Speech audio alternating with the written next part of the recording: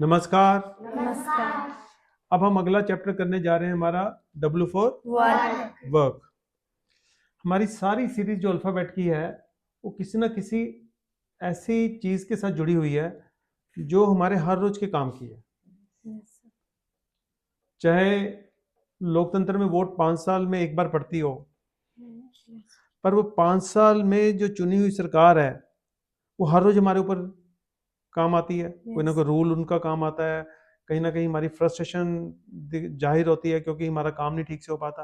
तो सारे सीरीज हमारी जो अल्फ़ाबेट्स की है वो बहुत ही एजुकेटेड सीरीज है, बहुत हाई लेवल की नॉलेज रखती है, क्योंकि ये इसको इसलिए ध्यान में रख के बनाया गया है कि बहुत से बच्चे हमारे स्कूल के बाद कॉलेज या यूनिवर्सिटी नहीं जा पाते और बहुत से बच्चे स्कूलों से ही छोड़ देते हैं।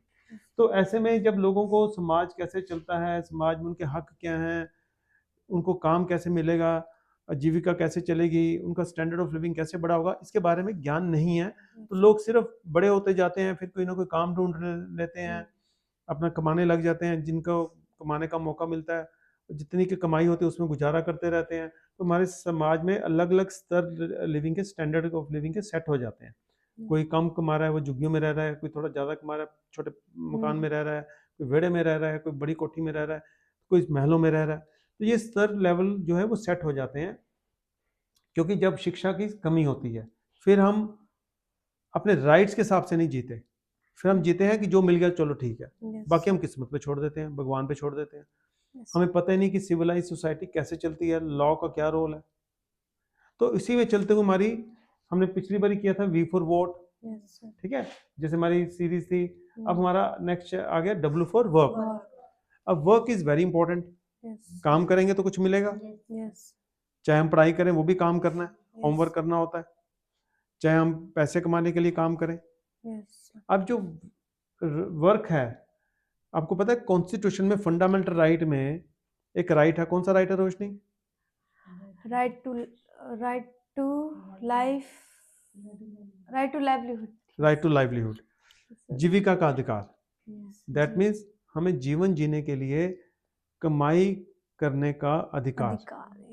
क्योंकि अगर हमने राइट टू लाइफ पढ़ा कि जिंदगी जीने का अधिकार, अब जिंदगी जीने के लिए खाना भी तो चाहिए, अगर खाने के लिए पैसे चाहिए, पैसे पेट से तो लगे नहीं है, वो मेहनत करके कमाने पड़ेंगे। तो मेहनत कब करेंगे? जब कोई काम होगा। अगर काम नहीं होगा तो कमाई नहीं होगी, कमाई नहीं होगी तो खाना नहीं आएगा, खाना नहीं आएगा तो पेट नहीं भरा जाएगा, तो राइट टू लाइफ भी खत्म।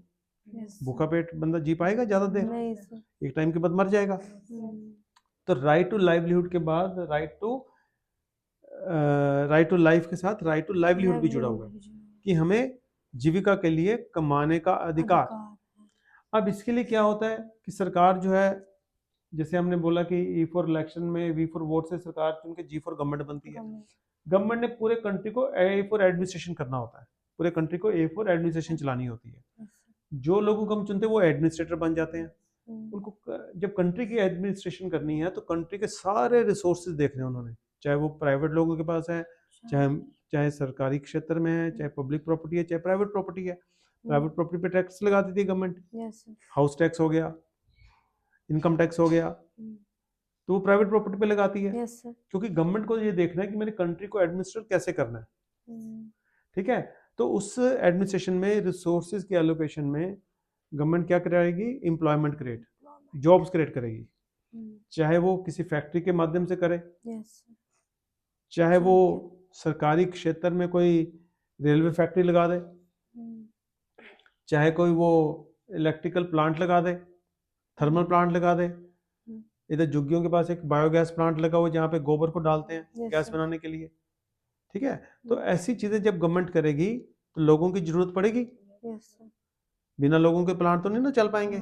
तो लोगों को फिर नौकरी मिलेगी, काम मिलेगा, ठीक है। अब जो बच्चे कबाड़ उठाते हैं ये भी काम है, चाहे वो बच्चों को नहीं करना चाहिए, पर अगर कोई कबाड़ क्रिएट हो रहा है, कोई बंदा अपने घर की बोतल डस्टबिन में फेंक रहा है, ठीक है, कोई प्लास्टिक का लिफाफा फेंक रहा है, तो दूसरे के लिए वो क्या बन गया? अपॉर्चुनिटी कि मैं इसको कलेक्ट करके बेच दूं।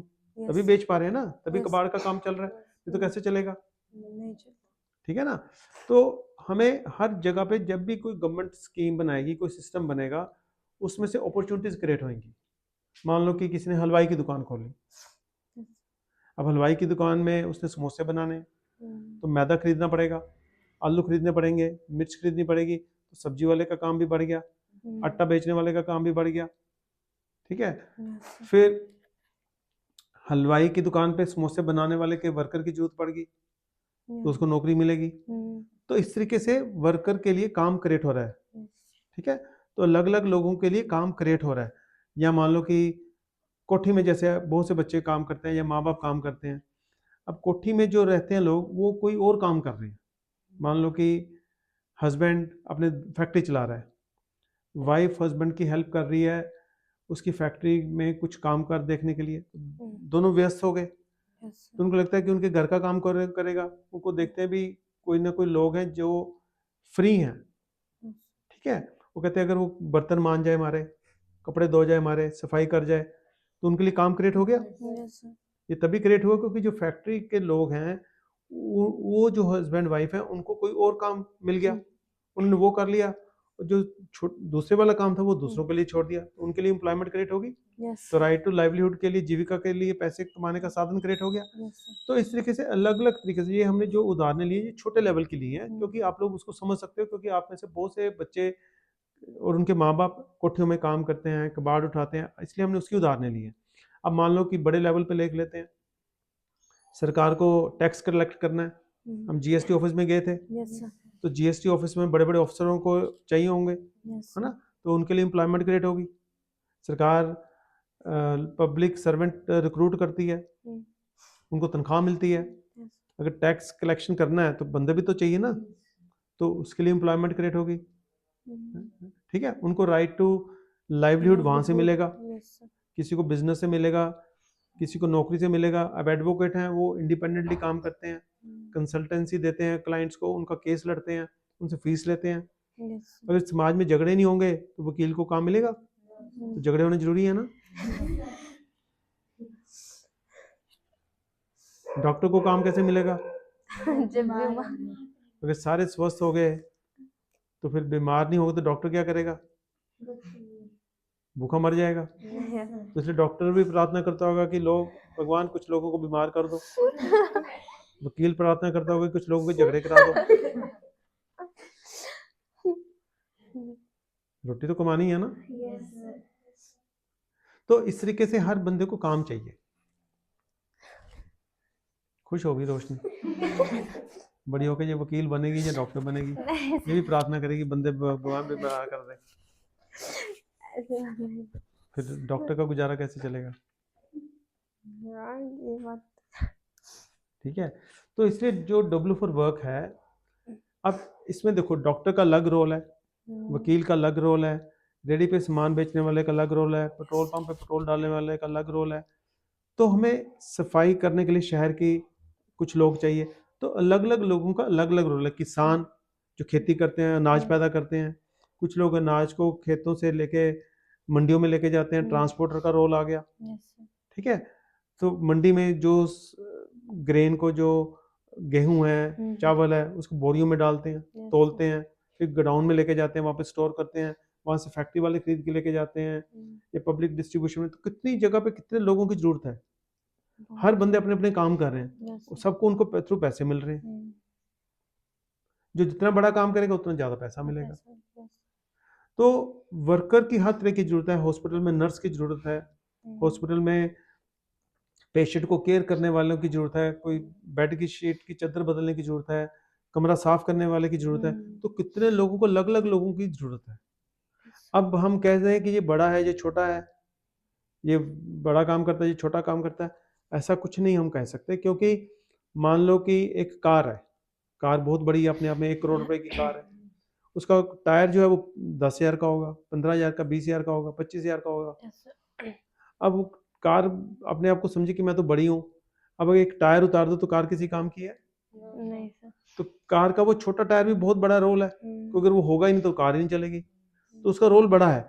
इसी तरीके से सफाई करने वाला का, अगर सफाई करने वाले कर्मचारी सफाई अच्छी तरह से नहीं करेंगे तो हेल्थ सर्विसेज खराब होंगी, बीमारी फैलेगी, तो कितना लोगों का नुकसान होगा। कोई सोचे मैं बहुत अमीर हूँ, पर हेल्थ अगर खराब होगी तो वो तो उसकी भी होगी। हम्म, सफाई वाले का कितना बड़ा रोल है। तो हर नागरिक या कोई भी काम कर रहा है वो छोटा या बड़ा नहीं है, वो एक रोल प्ले कर रहा है समाज में, क्योंकि समाज एक बंदे से नहीं चलता, अलग अलग लोगों से चलता है। अब हम देखो हम क्या पढ़ते हैं इसमें W4 वर्क में, देखो एक बंदा है वो कंप्यूटर में डेटा एंटर कर रहा है, आप भी कंप्यूटर चलाते हो ना, yes sir, है ना, उसमें आप डेटा एंटर करते हो। हम देखते हैं कि कुछ लोग जो ये जो डेयरीज हैं, डेयरी में से गऊओं का जो डंग होता है ना, yes sir, वो निकालते हैं। कोई ड्राइवर है, कोई गाड़ी चला रहा है, बस ड्राइवर है, बस चला के लेके जाता है हमें, ट्रेन ड्राइवर है, ट्रेन चला के लेके जाता है। ठीक है, तो इस तरीके से अलग अलग जो लोग हैं, क्योंकि हमें समाज में अलग अलग लोगों के जरूरत पड़ती है, क्योंकि अलग अलग तरह के काम है। yes sir, कोई एक काम में निपुण है, कोई दूसरे काम में निपुण है, तो एक बंदा सारे काम तो नहीं ना कर सकता। अब एक ही बंदा कार ड्राइव करे, एक ही बंदा कार बनाए, एक ही बंदा कार के लिए पेट्रोल तैयार करे, पॉसिबल ही नहीं है। तो पेट्रोल वाली कंपनी पेट्रोल तैयार करती है, कार वाली कंपनी कार बनाती है, ड्राइवर कार चला लेता है, yes और उसमें सवारियां बैठने वाली बैठ जाती हैं। तो अलग अलग लोग अलग अलग काम कर रहे हैं कि नहीं, yes sir, तो हर बंदे की जरूरत है कि नहीं। yes तो इसलिए कोई छोटा कोई बड़ा नहीं है। Right to livelihood is a protected right, जो फंडामेंटल राइट में अंदर आता है। जो जी फॉर गवर्नमेंट में जो इलेक्टेड लोग हैं उनकी जिम्मेदारी है कि पॉलिसी ऐसी बनाएं कि एम्प्लॉयमेंट क्रिएट हो, चाहे वो प्राइवेट सेक्टर के थ्रू हो चाहे गवर्नमेंट सेक्टर के थ्रू हो। और उसके बाद लेबर लॉज होते हैं, है ना, वर्कर्स के लिए लॉज होते हैं, ताकि किसी की एक्सप्लॉयटेशन ना हो, उनको मिनिमम वेजेस मिले, मिनिमम तनख्वाह मिले, मिनिमम इनकम मिले। ठीक है, तो इसलिए जो W4 वर्क हमने बनाया, क्योंकि W4 वर्क बहुत इंपॉर्टेंट है। हमारे घर का खर्चा कहाँ से चलना है, वर्क से, इज्जत वाला, किसी के आगे हाथ ना फैलाने पड़े। ठीक है ना, अगर बैगर है, एक हाथ अच्छा भला है, शरीर भी उसका तगड़ा है, लोगों से उसको आदत पड़ जाए कि पैसे मांग के खाने हैं, क्योंकि हमारे धर्म में बोला हुआ है दान पुण्य करो। अब दान तभी होगा ना कोई लेने वाला होगा। वो कहते हैं लोगों ने तो देना ही है, अगर लेंगे नहीं तो फिर देंगे किसको, चलो यही काम कर लो, ऐसे होता है। अगर सब किसी को अपने राइट्स मिलने शुरू हो जाए, सारे काम करें, फिर दान लेने की जरूरत ही नहीं, तो देने वालों को भी नहीं जरूरत। ये तो पुराने वक्तों की बात है कि दान देना ही जी। अब आज की जरूरत है हेल्प करना, दान नहीं देना। हेल्प करो दूसरे को केपेबल बनाने में, वो अपना काम करे, W4 वर्क करे, अपनी डिग्निटी के साथ जिए, आगे हाथ फैला के अल्लाह के नाम पे दे दो, भगवान के नाम पे दे दो, आपकी उम्र लंबी हो जाएगी, आपकी शादी बढ़िया हो जाएगी। इसकी क्या जरूरत है। बैंड बाजे से शादी होती है, फिर कोर्ट में हमारे पास लोग आते हैं डिवोर्स लेना। बताओ, आज उन चीजों की जरूरत नहीं है, अगर हम सही शिक्षा ले लें। सही शिक्षा की जरूरत है आज। yes हमें पता चलना चाहिए कि W4 work is our legal right, constitutional right. Government को इंश्योर करना है कि हर बंदे के पास, तभी आपको पता होगा एक मनरेगा स्कीम है। मनरेगा स्कीम क्या है कि गांव में रहने वाले लोगों को कुछ नंबर ऑफ दिन, कुछ ऐसे दिन उन्होंने निर्धारित किए, 90 दिन है शायद, पहले 1 महीना था फिर बढ़ा दिए, उतने दिन के उनको काम मिलेगा ही मिलेगा। क्यों? क्योंकि राइट टू लाइवलीहुड का रिस्पॉन्सिबिलिटी ऑब्लिगेशन गवर्नमेंट की है, देना ही पड़ेगा। इसलिए गवर्नमेंट ऐसी स्कीमें बनाती है, जो नेता बनाते हैं ना उनको, क्योंकि कॉन्स्टिट्यूशन ने बोला है ये राइट है। ये कोई प्रधानमंत्री जी या कोई मंत्री पर्टिकुलर या कोई चीफ मिनिस्टर ये अपनी जेब से नहीं बनाते, उनको टैक्स का पैसा मिलता है, हमारा पब्लिक रिसोर्सेज मिलते हैं, वो उसकी एडमिनिस्ट्रेशन करनी होती है, फॉर एडमिनिस्ट्रेशन, उसी को करते ही देते हैं ना उन्होंने, जेब से तो कुछ नहीं दे रहे उनको। हमने उनको ई फॉर इलेक्ट किया, वी फॉर वोट से, तो हमारे वी फॉर वोट से इलेक्ट होके उनको हमने एक पोजीशन पे बिठा दिया गवर्नमेंट में, भी आप चलो ये सारे टी फॉर टैक्स का पैसा भी ले लो और उसको एडमिनिस्ट्रेशन करो, ए फॉर एडमिनिस्ट्रेशन। ये नहीं कि जेब में अपनी डालते जाओ, इसके लिए नहीं बनाया, पर वो इसलिए डाल पाते हैं अपनी जेब में क्योंकि हमारे पास के फॉर नॉलेज नहीं है। देखो कैसे पढ़ाई पर इंटरकनेक्टेड है। तो इसलिए W4 work is our right.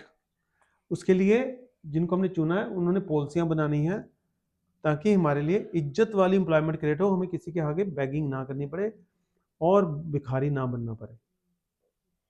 ठीक है, इसलिए हम कहते हैं मुफ्त में लेने की जरूरत नहीं है। अगर हमें देश के सिस्टम की नॉलेज होगी, हम इज्जत से लेंगे, इज्जत से जिएंगे। हम किसी के ऊपर निर्भर क्यों होंगे, हम किसी के आगे झुकेंगे क्यों। आज हमें मिन्नतें करनी पड़ती हैं, बाबू दे दो, बाबू दे दो, क्यों? क्योंकि उनको शिक्षा नहीं दी गई। ठीक है, सो W for work is important. Yes sir. You understand all of you? Yes sir. इसको समझ पाओगे, रिलेट कर पाओगे? अपने घर पे जो काम होता है, बाहर जो काम देखोगे, देख पाओगे ना कैसे काम क्रिएट हो रहा है। अब देखोगे कि एक बंदे ने कबाड़ उठाया, किसी ने पहले कबाड़ फेंका, बोतल सड़क फेंकी, फिर अब देखोगे एक औरत थैला लेके जा रही है, बोतल उठा रही है, बच्चे थैला लेके जा रहे हैं, बोतल उठा रहे हैं, बोतलें इकट्ठी करके ला रहे हैं एक जगह, फिर उसको छान रहे हैं, छानबीन करके फिर किसी फैक्ट्री में बेच रहे हैं। तो कितना प्रोसेस चल रहा है, उसमें कितने लोगों को नौकरियां मिल रही हैं, काम मिल रहा है। चाहे बच्चों को ये काम नहीं करना चाहिए, क्योंकि चाइल्ड लेबर इज प्रोहिबिटेड, करना भी नहीं चाहिए, प्रोहिबिशन ना भी तो भी नहीं करना चाहिए, बच्चे को अपनी काबिलियत को विकसित करनी चाहिए, पर हो तो रहा है। पर आप इस चीज को ऑब्जर्व करना, एक दुकानदार है, उसको कौन कौन बंदा सप्लाई कर रहा है, सामान लेके आ रहा है, उसको काम मिल रहा है, फिर जिसको बेच रहा है उसके माध्यम से दुकानदार को काम मिल रहा है, फिर दुकानदार ने नौकर रखे उनको काम मिल रहा है। तो अब देखोगे कितने वर्कर की चेन बनी हुई है, तो आपको समझ आ जाएगा W फॉर वर्क क्या होता है। ठीक है ना? तो आज हमारा फिर W for work is over. ये सारे हम बड़ी बेसिक चैप्टर कर रहे हैं ताकि सब लोगों को समझ आ जाए कि हम W फॉर वर्क क्यों पढ़ाते हैं। ठीक है, हमने अल्फ़ाबेट बड़े ध्यान से चूज किए हुए हैं ताकि जो रेलिवेंट और मीनिंगफुल एजुकेशन है वो कम से कम मिल जाए, जो नॉर्मली नहीं मिलती है बच्चों को, और वो शुरू से ही जागरूक और जिम्मेदार नागरिक बन जाए ताकि वो देश में जो खराबी है उनको बड़े होकर दूर कर पाए। आप सबका बहुत बहुत धन्यवाद।